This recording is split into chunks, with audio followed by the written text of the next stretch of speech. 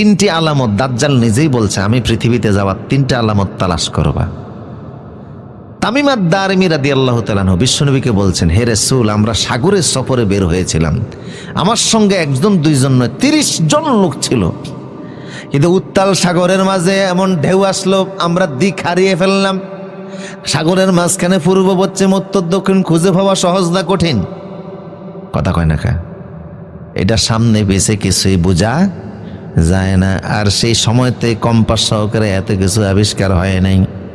এখন তো মোবাইলের মাধ্যমে দিক বোঝা যায়, তখন তো এটা হয় নাই। ওনারা বললো সাগরের সফরে বের হয়েছে, প্রচন্ড পানির ধাক্কায় যে কই আমাদেরকে নিয়ে যাচ্ছে আমরা নিজেরাও কিছু। 1 মাস পর্যন্ত পানির ঢেউ আমাদেরকে ধাক্কাইছে। 1 মাসের ধাক্কা খেয়ে আমরা নিজেরা একটা দ্বীপে চলে গেলাম।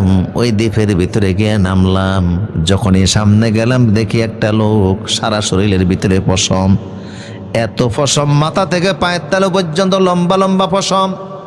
পশমের কারণে মুখ কোনটা পা কোনটা আমরা কিছুই বুঝি না। আমরা জিজ্ঞেস করলাম, তো সর্বনাশক তুই কে?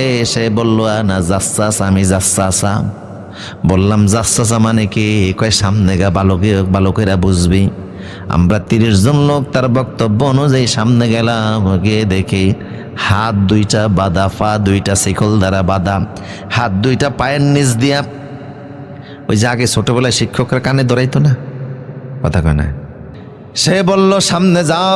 তো তার পায়ের নিচ দিয়ে হাত ঢুকানো, হাত ঢুকিয়ে সে হাতের সঙ্গে পায়ের সঙ্গে হাত দুটি বেঁধে ফেলা হয়েছে, বড় শিকলের মাধ্যমে তাকে বাঁধা হয়েছে।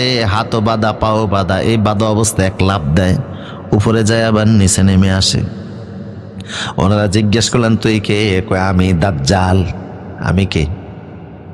আমি দাজ্জাল, আমি কিয়ামতের আগে দুনিয়াতে যাব।